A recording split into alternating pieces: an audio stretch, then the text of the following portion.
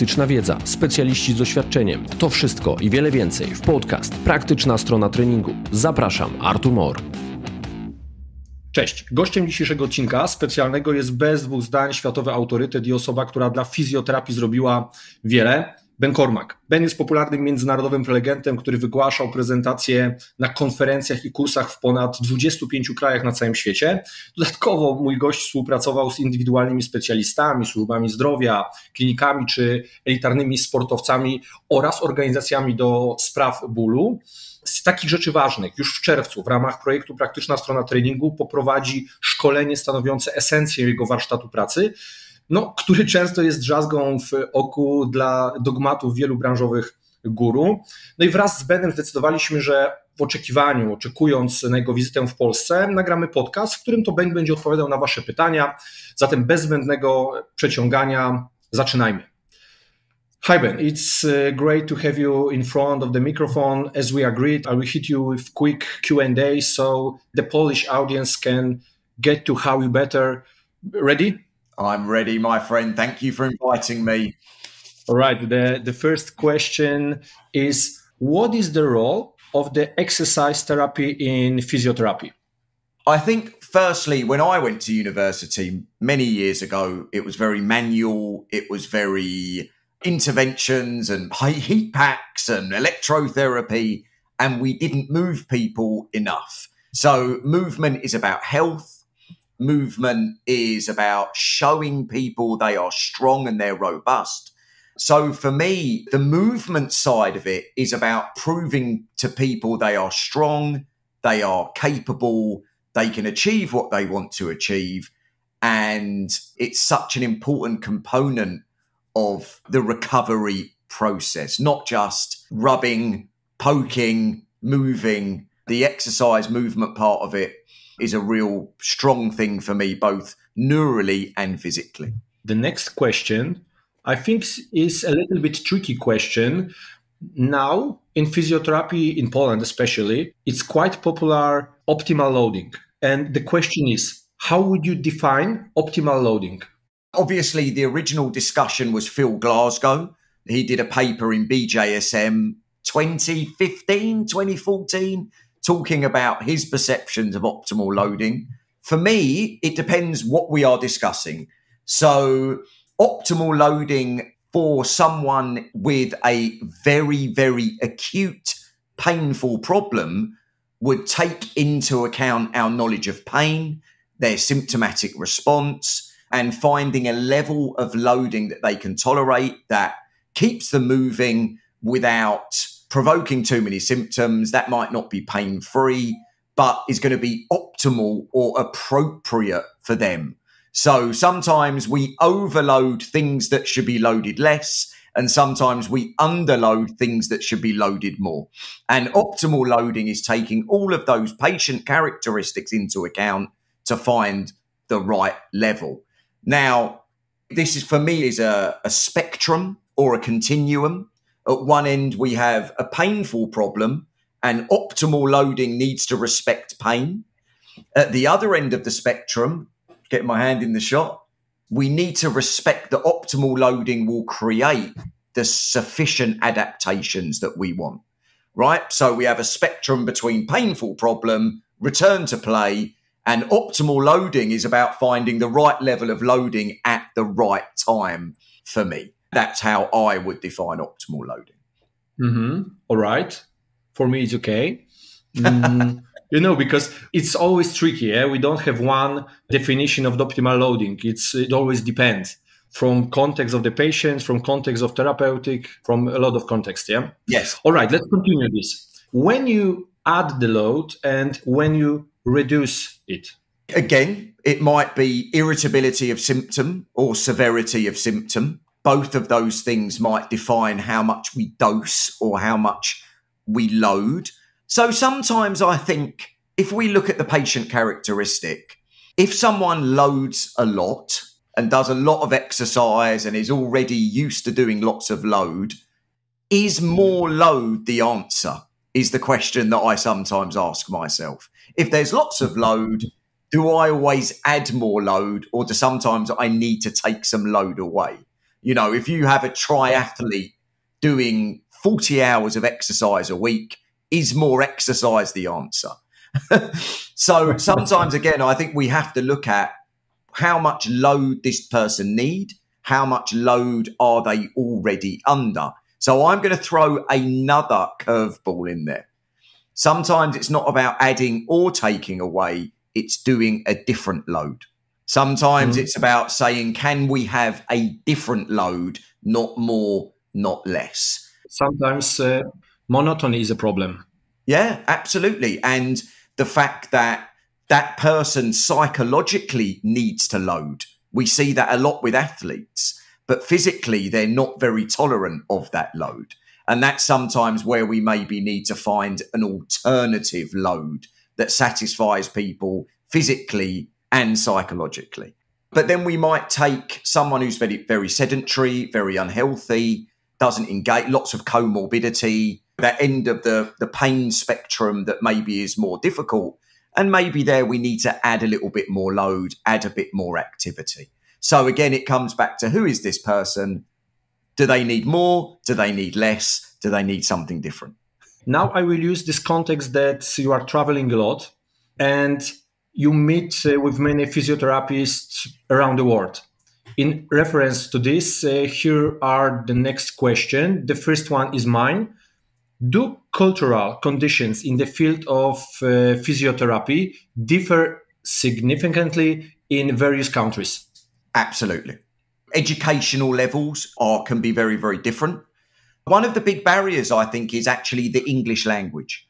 Because in many countries that I go to, my next trip is to Peru, to Lima in Peru.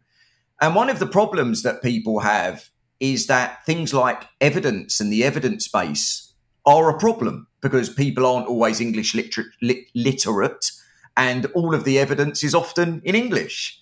And so we have those translators, even in Google or AI. Now it's easy to translate from English to any other language. I agree, but not everyone does it. All right. Yeah. So the language is the problem, yeah? Yes, I think language can be one barrier. And then also because of that, sometimes there's not a culture of education and of evidence-based medicine. Some countries that I go to, even some countries in Europe, actually, there will still be which one is the worst? I'm not going to answer that question, Arta. Oh, Ben. Let's roast something. No, I can't answer. They'll end up hating me and it will be too bad for me. All right. So, but I do think that we do see a wide range of understanding of things like pain. A lot of places can be very treatment focused. So there's not a lot of knowledge on conditions. There's not a lot of evidence-based knowledge of what we know now. There can be a reliance on passive treatments and lasers and machines and that type of thing. So there is a real big difference between Asia, South America, Europe, these type of things. So yes, massive difference over the world. The similar question in the same topic. What gaps in education do physiotherapists report on a global scale? What is the biggest problem for them, for one of them? Two things. One would be an understanding of pain.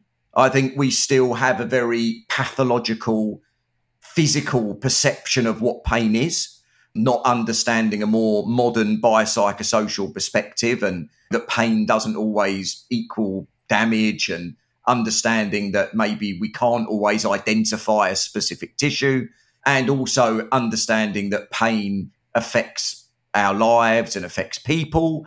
And then I also think exercise is another area where people lack knowledge, both from a pain-related perspective as how does exercise help painful problems and how does exercise help health problems as well. And they're the two big things that I would say. So pain and health and exercise would probably be the two areas that I see the most lacking in education. Do they complain on the academic education, or it's just a global problem that in some countries the knowledge about exercise and things that you told me now is not popular? I think a little bit of both. I think because sometimes there's a lack of education and a lack of focus that leads to not being popular. musculoskeletal treatment in some parts of the world is still get a massage, get some ultrasound, get a hot pack. Exactly. And I think anything outside of that isn't really seen as treatment. Maybe you need to hand that over to a trainer or something else. That isn't seen as musculoskeletal treatment. That would just be seen as, I don't know, something else. Thanks, Ben. On June 22 and 23, you will conduct a functional therapy masterclass in Katowice, in Poland. And my question is, what can participants expect from this event and what they will relearn? Yeah, so what I always first thing that I aim to bring with all my courses is the best, newest, latest research and data. I think that's so important that we up to date with our knowledge of things like back pain, up to date with our knowledge of things like exercise, up to date with how specific we may need to be with treatments, and using this research to guide us, but also understanding at the same time we have an individual in front of us that doesn't always totally reflect the research. So how do we kind of bridge that gap? We're going to talk a bit about things like communication strategies and how we get the most information from our patient to help us. We're going to talk about modern constraint-based approach to movement, how we can change the environment and how we can get people moving in some different ways.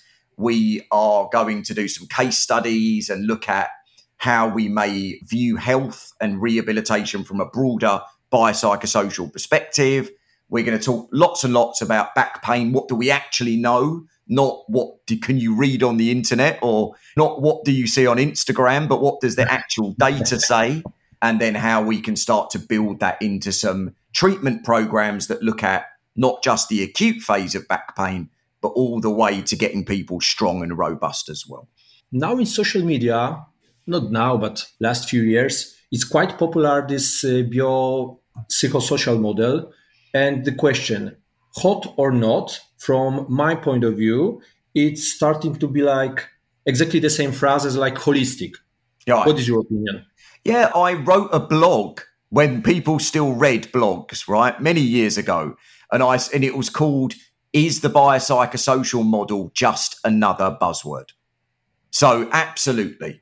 What we need to understand is, what does it mean? And I've written some academic work on this. So what does it mean and how does it actually affect us in practice? And I think when we can look at the broader understanding of environment's effect on health, patient comorbidity, all of these other things, we start to understand a little bit more sometimes why we're not successful and maybe how we could be a little bit more successful. One of the problems of the term biopsychosocial is it probably means a different thing to everyone that uses it. And that's what we talked about in a paper that I wrote back in 2022. It's like, what the fuck does it really mean anyway? Right? I apologize for my language, but it needed to come out. I think we have a big problem with those pretending to be specific words or terms like this optimal loading, like BPS model, holistic, and many others. Yeah. They usually stop explaining anything, and now we have more problems with them. Yeah, I think it does come back to, if you're going to use these terms, you have to say, is this person defining them? And are they well respected in the field of using them? Right? So are they using it on an Instagram slide, or have they published work in this area? Have they presented on these type of things? So I think it's important we also kind of look behind the curtain as well. So talk to the people that maybe have defined it a little better, rather than just use it in a very throwaway type of way. Okay, thank you, Ben. It's quadrants of our conversation. I think we should stop here now. Thanks for your time, and probably like the other registrations, participants of your masterclass, I'm looking forward to our meeting in June. What can I say? All the best, Ben, and see you in June. Absolutely. We're going to have some fun. We're going to have some laughs. We're going to have some debates, and we'll have some action as well, and it will be good. Yeah. All right. Thank you very much, Ben. See you. Bye-bye. Odsłuchałeś odcinek podcastu Praktyczna strona treningu. Jestem właściwie pewien, że zainteresuje Cię mój drugi podcast o nazwie Praktyczna strona dietetyki. Polecam, Artur Mor.